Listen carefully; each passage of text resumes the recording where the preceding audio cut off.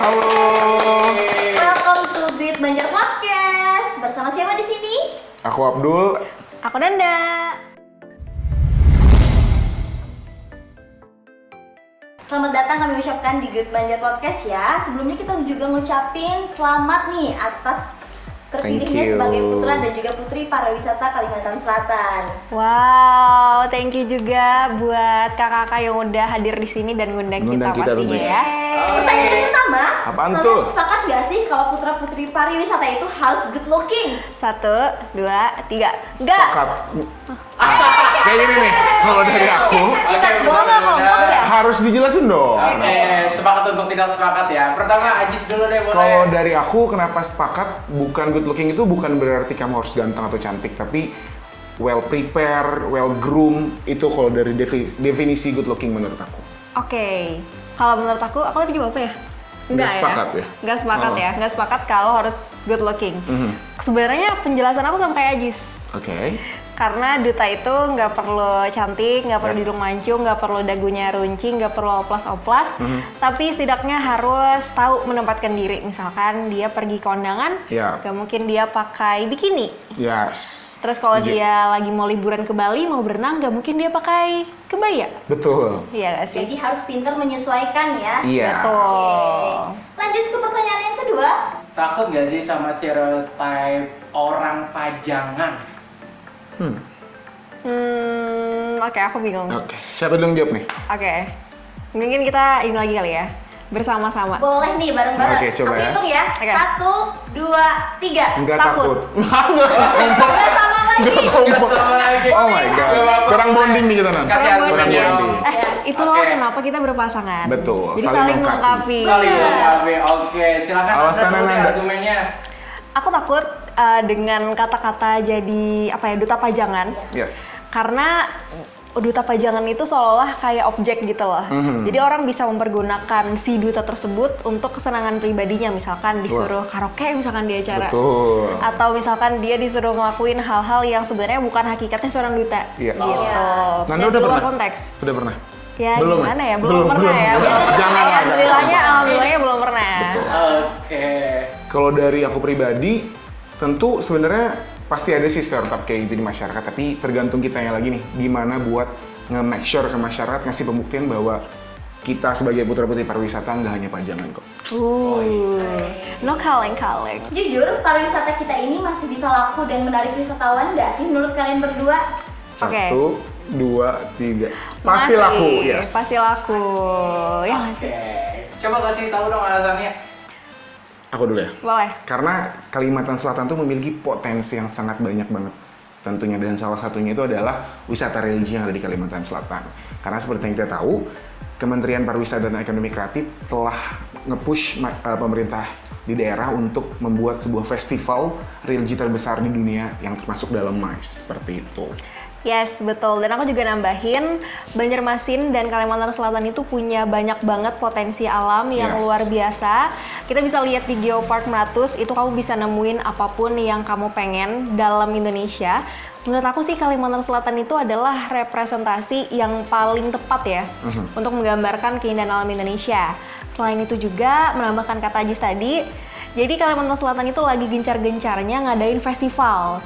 Nah, jadi dengan festival ini diharapkan warga-warga di luar Kalimantan Selatan bisa datang ke Kalimantan Selatan, bisa stay lebih lama di sini, bisa beli-beli jajanan-jajanan atau Ya. produk-produk dari UMKM, dan bisa meningkatkan taraf ekonomi masyarakat di Kalsel. Gitu. Menurut kamu nih, pariwisata yang paling oke di Kalsel itu apa sih? Kalau dari aku, kalau ada wisata alam, kalau menurut aku itu adalah Matang Keladan. Wih, Matang Keladan kenapa Yes. tuh? Karena Matang Keladan, kalau di Bali punya Raja 4, Kalimantan Selatan juga punya Raja 5, ya gitu. Wah, Karena di sana tuh ada, kita bisa lihat mendaki dulu nih di puncaknya, baru kita bisa melihat gugusan pulau-pulau kecil yang ada di sekitarnya dengan keindahan alam yang sangat begitu cantik menurut aku pribadi. Jadi nggak usah jauh-jauh ya, kalau mau ke Papua kita ada di Kalimantan Selatan. Oke, kalau Nanda gimana nih? Kalau Nanda, Bukit Batu. Bukit Batu, apa Yes. itu? Kenapa Bukit Apa itu Batu? Bukit Batu? Bukit Batu itu reminds me of Malang Selatan. Jadi kalau misalkan kamu ke Bukit Batu, kamu bisa ngerasain sensasi kamu terdampar di sebuah pulau. Yes. Tapi pulaunya tuh keren banget gitu loh. Jadi kalau misalkan kamu ke puncak, kamu bisa lihat ke bawah ada waduk dan juga itu ya 13-14 sama Labuan Bajo. Wow. Harus ke sana ya teman-teman. Kalau ada satu wisata di luar yang bisa diduplikasi ke Kalsel, maka mau bawa destinasi apa sih? Apa nih? Coba Nanda dulu kali ya. Nanda pengen banget ada duplikasi dari Borobudur. Oke. Sebenarnya kalau Borobudur. Kenapa Boleh. harus Jadi buatan Borobudur? gitu ya? Dibuat kembali. dibuat kembali. Nah, jadi siapa yang Roro Jonggrang? Mungkin nanti yang runner up 3. Oh gitu. Nggak ada maksudnya. Nggak ada. Betul. Ya, jadi kalau misalkan Anda bisa duplikasi, mungkin Anda mau bawa Borobudur kali ya. Oke. Karena Borobudur itu adalah sebuah tempat yang benar-benar bersejarah. Terus sampai sekarang magically-nya dia masih bertahan gitu loh. Yes. Dan masih banyak banget minatnya. Dan itu adalah sebuah hal yang pengen anda bawa ke Kalimantan Selatan. 750.000 dong Mas. Iya. Kalau di Kalimantan Selatan lebih dong. Karena harusnya lebih bagus. Betul. Iya. Setuju. Kalau aku tadi kan Anda udah bawa yang di level nasional, aku pengen ngebawa yang level internasional ada di Kalimantan Selatan. Seperti yang kita tahu nih, Banjarmasin kan kota 1000 sungai. Kalau di Venice punya wisata gondolanya, kita juga punya kelotok. So, why kita nggak gunakan itu untuk mengembangkan potensi wisata yang ada di Kalimantan Selatan, khususnya di Banjarmasin? Wah, menarik nih. Kalau misalnya bicara soal Venice nih, apa sih yang membedakan Venice dengan Banjarmasin? Tentunya kalau di Venice kan ada di samping kiri kanan ada bangunan-bangunan yang ala-ala Eropa. Kita juga punya ada rumah lanting, rumah-rumah di pinggir sungai. Seperti yang kita tahu kan Banjarmasin juga peraih penghargaan Waterfront City yang menjadi salah satu asal-usul kota Banjarmasin untuk mengembangkan kembali budaya sungai itu. Menurut kalian, apa sih kendala pengunjung ketika berwisata di daerah kita? Oke, kalau dari aku sih ini mungkin yang belum bisa dari masyarakat banyak yaitu disability awareness. Jadi banyak banget wisata di Kalimantan Selatan yang belum ramah akan disabilitas. Karena menurut aku hak semua orang untuk mendapatkan akses yang sama ke tempat wisata. Jadi menurut aku itu adalah kesusahan yang masih harus kita tingkatkan lagi agar teman-teman kita di luar sana yang memiliki keunikan agar bisa dapat merasakan kenyamanan ketika berwisata, seperti itu. Kalau dari Anda pribadi, dulunya itu kesulitan berwisata di Kalimantan Selatan itu adalah transportasi umum. Iya, setuju. Tapi alhamdulillah sekarang Ya, transportasi luar umum biasa udah luar biasa banget berkembang dan semoga masyarakat di Banjarmasin semakin aware dengan adanya transportasi umum biar nggak macet dan Yap. juga lebih murah kemana-mana. Betul, setuju banget. Ayo, naik transportasi umum ya. Apa sih namanya? Apa sih namanya? Bis Bakula. Iya. Banjar Bakula. Banjar Bakula. Bis Banjar Bakula. Betul. Bener. Udah pada download aplikasinya belum? Download ya. Oke, kita lanjut ya. Iya. Pariwisata kan sekarang beriringan dengan ekonomi kreatif nih. Setuju. Gimana sih potensi ekonomi kreatif di Kalimantan Selatan menurut kalian berdua? Oke, menurut aku potensi pariwisata di Kalsel itu besar banget. Ya. Karena banyak anak muda yang udah mulai show off tentang skillnya, mereka udah mulai kreatif, udah melek sama ekonomi digital, dan mereka punya hal-hal baru untuk diangkat. Contohnya sekarang sesirangan, Yes. banyak banget kreasinya, kayak yang kita pakai dia, Yes, sesirangan. Berkain. Ini contohnya kita kreatif nih, kita anak Iya. muda kreatif. Ih, Betul. bener-bener keren banget nih. Mengoptimalkan kebudayaan dan produk unggulan lokal kita. Betul. Dan anyway, kalau kita beli sesirangan, itu sebenarnya kita nggak perlu jahit dulu, baru bisa dipakai. Yes. Kalau Buktinya misalkan kita lilit-lilit, bisa langsung dipakai. Langsung cakep banget. Yeah. Itu jadi lilit doang tuh. Iya, nggak ada jahitan. Nggak ada, ini Nggak juga nggak jahitan. ada. Yes. Jadi nggak ada alasan untuk nggak pakai sesirangan ya? Betul banget. Betul.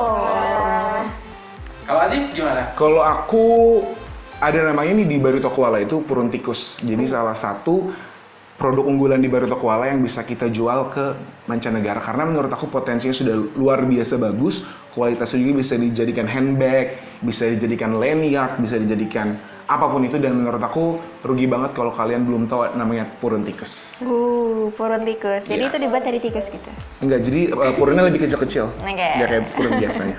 Oke, lanjut ya. Pertanyaan terakhir untuk Abdul dan Nanda. Oke. Program apa aja sih yang mau kalian bawa setelah kalian terpilih jadi putra-putri pariwisata? Oke, Nanda dulu apa aku dulu? Nanda dulu. Oke, boleh silakan. Jadi Hajis dulu deh. Iya. Sweet deh. Yuk. Ganti batu kertas. Terus Iya. Siapa? Yang kalah duluan nggak sih? Yang kalah duluan. Ya, Oke, silakan yang stop kalah ya. dulu. Kita Yes. mulai dulu ya. Ladies first. Jadi mungkin Ajis akan bilang tentang mendukung program pemerintah. Iya, pastilah. Pasti ya, tapi Nanda juga mau nambahin, kenapa Nanda mau yang kedua? Nanda pengen bawa platform Nanda sendiri, namanya itu adalah 1, 2, 3 Berjalanan ke sana. Yes. Itu dia. Apa tuh? Jadi Nanda pengen banget orang-orang di luar Kalimantan Selatan tahu ya tentang keunikan dari Kalsel, bukan cuma alamnya, tapi ekonomi kreatifnya juga. Betul. Salah satunya itu adalah Kampung Tangguy di Alalang. Yang topi gede deh. Yang Topi gede. biasa dipakai Yes, acil-acil di pasar Terapung. Betul. Sama di sawah juga. Experience yang luar biasa banget, Nanda bisa belajar bikin dan ternyata susah banget guys. Jujur Li, walaupun harganya cuma puluhan ribu. Tapi effort bikinnya luar biasa ya. Luar biasa banget. Kalau dari Abdul sendiri, program yang akan dilakukan tentunya kita menjadi spokesperson dari pemerintah, karena tugas utama kita adalah sebagai spokesperson dari perpanjangan tangan pemerintah untuk masyarakat, tentunya itu yang pasti. Terus juga mengoptimalkan sosial media seperti yang Nanda udah bilang tadi. Dan tentunya aku juga pengen yang sudah aku sampaikan tadi, ada keresahan terkait dengan disability awareness di tourism di Kalimantan Selatan. Tentunya insya Allah semoga bisa aku wujudin untuk bisa membuat kenyamanan itu bagi teman-teman disabilitas. Amin. Karena udah pertanyaan terakhir, artinya kita udah cukup sampai di Iya, sini nih ya. sedih banget sih gitu doang nih pertanyaannya. Iya gitu. Dikit Next banget. episode deh. Part 2. Part 2 ya? Part 2 nitip di sini ya. Iya, siap. Kalau rame lanjut part 2. Siap. Oke, kita ucapin terima kasih buat Abdul dan juga Nanda. Yap, thank you so much. Ya udah luangin waktunya untuk datang ke sini. Bye bye. Bye. Don't forget to like, comment, and subscribe. See you. Bye. Bye-bye.